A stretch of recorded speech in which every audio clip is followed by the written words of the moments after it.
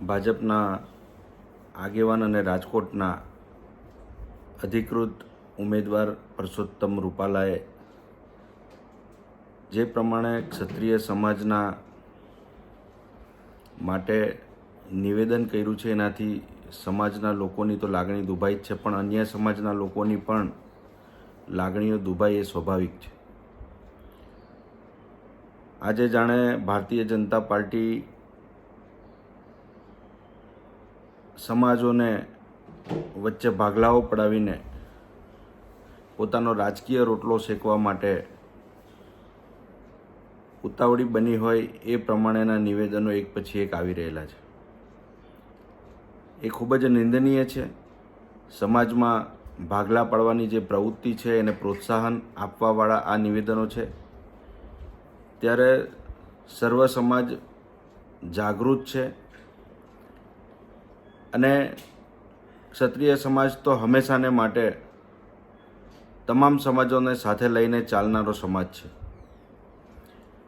ત્યારે આ પ્રકારની પ્રવૃત્તિને કદાપી સાંખી નહીં લેવાય અને જે પ્રમાણે ભારતીય જનતા પાર્ટીએ ગોંડલની અંદર ભાજપ પ્રેરિત સંમેલન બોલાવી અને ક્ષત્રિય સમાજની આંખમાં ધૂળ ઝોકવાનું કામ કરેલું છે એને પણ ક્યારેય સ્વીકારાય એમ નથી.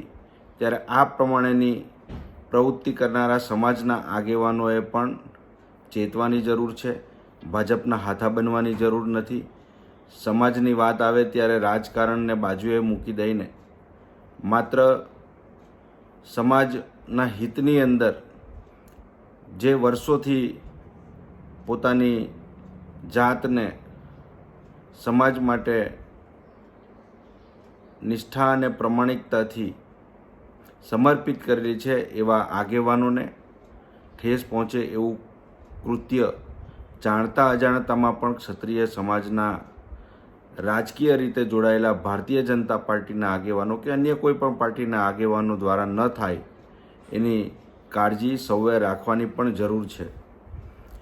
આ નિવેદન રૂપાલાજીનું જે છે એ તમામ લોકોએ વખોડી નાખેલું છે. તમામ સમાજના લોકોએ પણ આ નિવેદનને નિંદા કરેલી છે અને ત્યારે પણ ભારતીય જનતા પાર્ટી અને ખાસ કરીને પરસોત્તમ રૂપાલાજીએ સર્વ સમાજના લોકોની જે લાગણી છે એને માન આપી અને રાજકોટની લોકસભા બેઠક ઉપરથી એમની ઉમેદવારી દાવેદારી એ પોતે એમણે ન કરવી જોઈએ, ન લડવું જોઈએ અને ત્યારે જ રાજપૂત સમાજ, ક્ષત્રિય સમાજ જે છે એને સન્માન મળશે અને એમની સાચી માફી માગેલી ગણાશે.